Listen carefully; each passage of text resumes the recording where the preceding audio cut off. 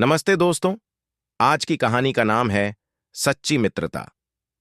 प्राचीन समय की बात है। एक गांव में दो गहरे मित्र रहते थे, राम और श्याम। उनकी मित्रता इतनी गहरी थी कि गांव के लोग उनकी मिसालें दिया करते थे।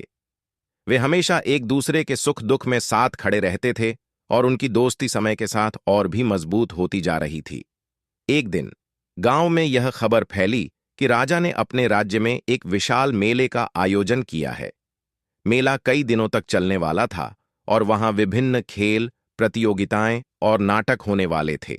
राम और श्याम दोनों ने मेला देखने का मन बनाया और तय किया कि वे साथ साथ वहां जाएंगे। मेले का दिन आ गया और वे दोनों सुबह सुबह तैयार होकर यात्रा पर निकल पड़े।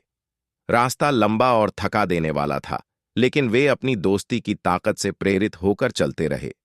कुछ घंटों के बाद वे एक घने जंगल में पहुंच गए।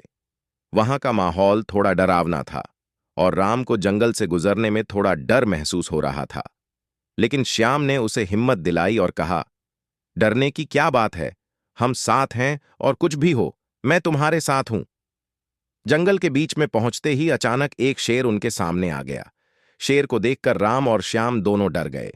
राम तुरंत एक पेड़ पर चढ़ गया क्योंकि वह पेड़ पर चढ़ना जानता था, लेकिन श्याम को पेड़ पर चढ़ना नहीं आता था, इसलिए उसने जल्द ही एक उपाय सोचा। श्याम ने सुना था कि शेर मृत शरीर को नहीं खाते, इसलिए वह तुरंत जमीन पर लेट गया और सांस रोककर मरने का नाटक करने लगा। शेर श्याम के पास आया, उसे सूंघा और उसे मरा हुआ समझकर वहां से चला गया। जब शेर जंगल में चला गया तो राम पेड़ से नीचे उतरा और श्याम के पास आया। उसने मजाक में पूछा, भाई, शेर ने तुम्हारे कान में क्या कहा? श्याम ने गहरी सांस लेते हुए कहा, शेर ने कहा कि सच्चा मित्र वही होता है जो मुसीबत में अपने मित्र का साथ न छोड़े।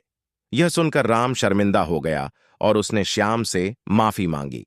श्याम ने मुस्कुराते हुए कहा, सच्ची मित्रता सिर्फ शब्दों से नहीं बल्कि कर्मों से साबित होती है। इस घटना के बाद राम को अपनी गलती का एहसास हुआ और उसने श्याम के प्रति अपने व्यवहार में सुधार किया। उनकी मित्रता और भी प्रगाढ़ हो गई और वे एक दूसरे का और भी ज्यादा ख्याल रखने लगे। शिक्षा: सच्चे मित्र का पता मुसीबत के समय ही चलता है।